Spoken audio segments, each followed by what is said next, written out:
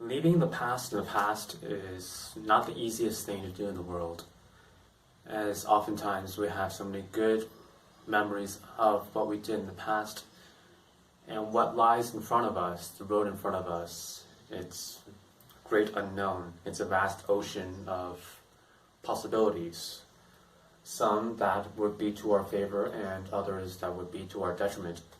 And as we don't know what's in front of us, it leads to this fog of war, this uncertainty, this fear, this anxiety of maybe what's in front of me, what life has for me in the future, in this path that is lying in front of me now. Maybe what is lying in front of me now is not as good, or does not fulfill my expectations of what I want. As in, what is in the future for me is not going to be as good as what I had in the past. So oftentimes we want to be nostalgic and continue reliving in the past, continue playing it back in our heads and thinking back of the good old days when things were so great. Not like right now, or what might possibly be in the future where things may not be so good. So this all derives from this uncertainty of the future, as fact of life is no one can predict the future. We don't know what lies ahead, and not knowing leads to us thinking of what if what is in front of me now is not as good as what I had in the past. Of course, to delve a little bit deeper into this uncertainty about the future and whether we should leave the past in the past. In the human psyche, it leads to three uncertainties, three concepts that hold us back from actually focusing on what we need to focus on in the future, what is in front of us.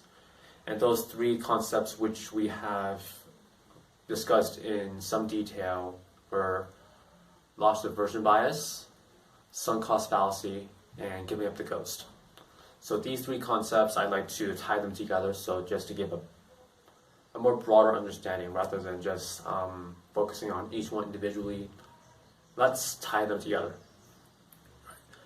So oftentimes when we are in a situation where things are not going as well as they did, and things are starting to trend on the downward slope, and we see that we're taking a loss, when we begin seeing that we're taking that loss, we always have this false hope that, oh, maybe things will get better. Maybe if I stick through this rough patch, this bump in the road, what is after this is going to be better. Of course, this line of thinking of maybe things will be better in the future if I just stick it out, that is taking the control out of our hands and placing it into our circumstances, these circumstances that we are consciously or unconsciously, through this concept, refusing to take responsibility for. I'm willing to face the reality that things are probably not going to get better, and if they do get better, it's not because we did anything about it. We're not putting the world around us in our control. We're not taking responsibility for it. So in a nutshell, that is loss aversion bias. Thinking, oh, things are getting worse now, maybe it'll get better, and I'm hoping it gets better through this false hope, but it's not something I control. Of course, a close cousin to that is thinking that once this thing has been on the downward slope, yes, I don't want to leave because it hurts more to leave. It hurts more to lose something than it's the equivalent of the pleasure of gaining something. The pain is more painful than the pleasure of something good.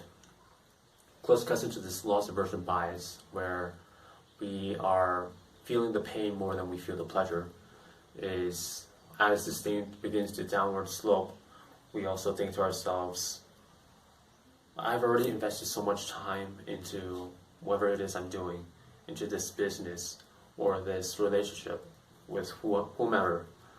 I've already put in so much time. So if I decide to leave it now, then I'm going to lose out on all this time, energy, and money. All this investment is going to be for naught. I would have wasted my time. So even when this person is thinking this way, I've already put in so much.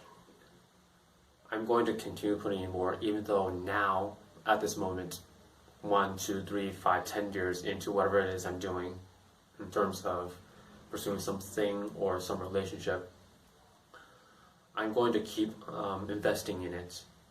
Even though right now, at this point, when we were at point A, I thought it was right. Now we're some time into it. I find out it's wrong. I'm going to continue moving on to point C. Even though you know it's a wrong decision, because you are unable to get over the fact that this time you put in between A and B, it's going to be, you're going to be losing it. You're not going to have that time anymore. Oh, I've already put in so much, now I can't leave it behind.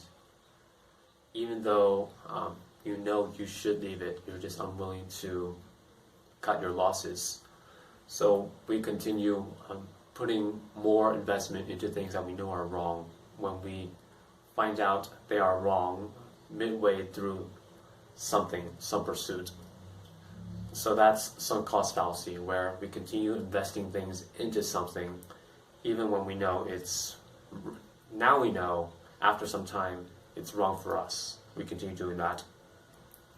Now the separation of overcoming both this loss aversion bias of recognizing that you need to cut your losses sometimes and make a wrong decision, accept it, accept the hurt, and also the sunk cost fallacy, where sometimes you're going to do things that are not right for you. Don't let this previous investment hold you back from making the right decision now. That's very briefly. A solution, at least, of overcoming both this loss aversion bias and sunk cost fallacy. Of course, this is the physical separation from something, as in, oh, I don't want to do this career anymore, I'm leaving. Or I don't want this relationship with this person, whether friend, romantic, whatever. I don't want it anymore, I'm going to leave. That's the physical separation. But just because you physically decide to separate from something doesn't mean that you are able to, mentally, emotionally, and spiritually separate from something. It's been said that an idle mind is a devil's playground. And applying it to this concept of leaving the past in the past. Well, if you decide to physically leave something and you don't have something to replace it, well, that thing in the past, it took up a lot of your time and energy, and suddenly you have this void. We can't have voids in our lives. Our heads need to be filled by something. And when you physically leave from something and there's nothing to replace it, well, those ghosts of the past, they begin creeping back in. And that's where people are unable or unwilling to give up the ghost, because they don't have something else to move their life forward. So they continue looking in the rearview mirror of what was and what used to be and what could have been if I was still doing that, which leaves us in the limbo of not getting anywhere, not getting to where we want to get to. So our minds, idle mind is a devil's playground. If you don't have something else to take the past's place, then that is where giving up the ghost is, being unable to give up the ghost rather, becomes an issue. Now, a solution to this, of being able to leave the past in the past in the emotional, mental, and spiritual sense. We discussed about the physical. Now these three: emotional, spiritual, and mental. A solution is to have new people, projects, and pursuits to take their place. We have new things coming into our lives that take the place of the old. New things that move our lives forward in the direction that we've now decided they need to go in. We made a mistake in the past. Now we need to make the right decision. You need an action plan to get to where you want to go, of where you want to be, and those actionable steps that keep you occupied, both physically in doing something and mentally getting you to think, that will help you separate yourself from the past and give up the ghost. Those new people, projects, and pursuits. That's what we need to, this is at least one solution, what we need to focus on to leave the past in the past. Now, as for me, a very quick personal example, putting it into practice, at least not in an intentional way, but I found that this is something that I did similarly to. So, over a year ago, about 14 months now, I left my teaching position in Thailand. Of course, initially, as you're coming from a job, working with all these people, and suddenly no job, and a lot less people, your mind is going to be very physically preoccupied by this. I physically separated myself.